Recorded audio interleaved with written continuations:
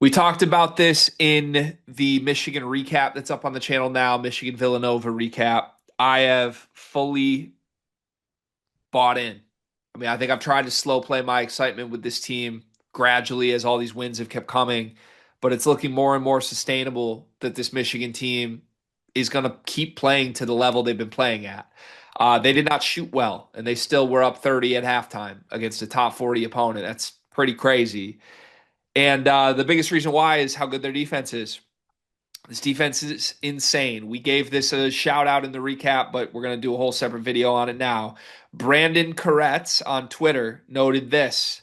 Michigan is number one nationally in adjusted defensive efficiency. That is 4.7 points per 100 possessions better than the number two team. The number two defense in the country right now is the Iowa State Cyclones. Beyond them is Duke and Gonzaga, two teams you and I have talked about elite defenses. Fifth is Michigan State. Sixth is Houston. There are great defenses. None of them are even close to Michigan in terms of adjusted defensive efficiency. In fact, this is the biggest single season gap between the number one and the number two defense in the history of the Ken Palm database. Looking back through this right now, with an 85 defensive rating, you have to go back to 2022, Texas Tech, for the last time a team hit that number. Then you have to go back to 2020, Virginia, for the last time a team hit that number. And these are some of the best defenses we've seen in decades. As Brandon on Twitter noted, he said, quote, "This might be the best defensive college team ever." Do you think that's a fair hypothesis based on what you've seen through 1 month? Yeah, I think that could definitely be a thing with this team.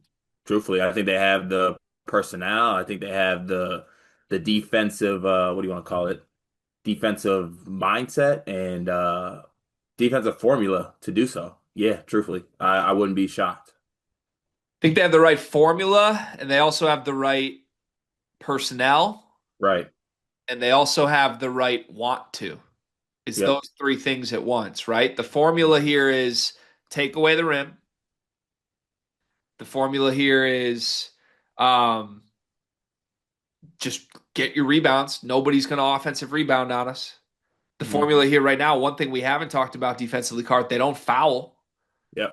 They're 18th in the country in avoiding fouls, right? They're forcing more turnovers than they're generating right now. So it's basically been a machine. And then you mix that with the personnel. You've got, in my opinion, the best rim protector in the country in Mara. You've got, in my opinion, the most physical front court player in the country in Merez. And then, in my opinion, you have the biggest freak other than Cam Boozer in the country, Axel Enneborg. It's just three guys that are always fresh, playing 25 minutes, no more than that, interchangeably so. It's scary. It's scary what that can do as a foundation. At the same time, to throw the idea of like best defense in college basketball history, that's kind of different than like the gap at the top of the sport, right? Because just being significantly better than Iowa State's defense right now, that's one thing, and it's real. It's definitely real. Doesn't necessarily mean they're like a Virginia pack line defense from 6 years ago or a Houston defense these last couple years. It might be what the analytics say right now, but I guess you are always one of these eye test people like me that sometimes just like, dog, let's be real.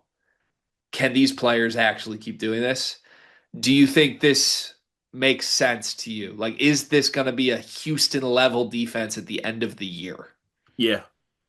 Yeah, I think that is I think some other thing, like we talked about when we were talking about Michigan as a whole, like can the what was it, the conversation around sustaining this? I think the defense is the most sustainable thing. Yeah. Maybe outside of like I mean just that like the 2 point defense and 2 point offense is the most is very sustainable. How many of these guys on the personnel of this team do you consider great defenders? I think Merez is undeniably that. Mara statistically is that. Yeah. I think well the thing is I think that the guys that you have defending also like fit extremely well. Like Merez is like a good defender, also super physical. While Mara's like one of the best shot blockers in the country. Then you have good on-ball defenders in Namari and Elliott. And then also you have Yaxel, who is also good, like does a little bit of everything that I just talked about, guys defensively. He's very defensively versatile with size. So Yeah, this is a sustainable thing here. This is it's a nasty defensive team. Yeah. Yeah. Okay. I guess as high as I am, I don't know if like the idea of this could be the best defense ever still doesn't fully track with me. Like I hope it's true. It's ridiculous what they've been doing. And There is a small part of me that like wonders, like just like watching it. I'm like, because like we've seen like some Houston defenses that like suffocate people, but also at the same time, y'all are suffocating people right now. they are So doing it right now. I mean, yeah, it makes sense to me that like Yaxel and Merez can do that. The fact that we've got like Cadeau and Gale and Namari and even Mara contributing to a defense this good is crazy to me. yeah, it is. But it might be here to stay. There's also I feel like there's a lot of schematic stuff that isn't getting the love it deserves with this defense, and I think there was some speculation, some film people were going to do like a deep cut up on this. Maybe might need to tap Sweeney and Fawcett for a scout team episode of this or something. But like they've done a lot of like switchy concepts here Hmm. that just eliminate all dribble penetration and the thing about this roster is like they're so positionally versatile. Yaxel can guard 1 through 5. I think you're pretty content with Merez switching on to guards right now. Like most of the guards that aren't Cadeau are pretty huge. Right. McKenny and Burnett and Gale are all big bodied wings. So like I don't know. It's been impressive schematically the changes they've done this year compared to last year, you know? Yeah, and I think it's just too like the team was like style, not even style, just personnel wise. Yeah, Like you just had more versatility out of certain spots. Like Vlad was not a shot blocker. right. Danny was a good defender. Danny would fit great on this team defensively, honestly. Yeah. He was a high risk defender, I think. You don't think he would fit like as like if he was the Yaxel defender on this team? Ralph had a big belief that Wolf was a terrible defender, and the analytics never backed it up. I've always had that in the back of my mind since he was so adamant about it because I trust his eye on it. But yeah, I don't know. I mean, the point blank thing was Oh, this. how dare you? What? So you trust Ralph's side when he goes against analytics, but I do it and I'm just a martyr. The point blank thing on it from last year, this year for me is that Danny and Vlad were not physical. Hmm. This year's team is like, Physical. come hit us, see what Right. happens. Like, Yeah. and that's when I think of the best defenses in college basketball history, aren't they all pretty much like physical monsters? It's like I think of Houston defenses and I'm like, that's football. I think of a great Michigan State defense, like they want to kill you.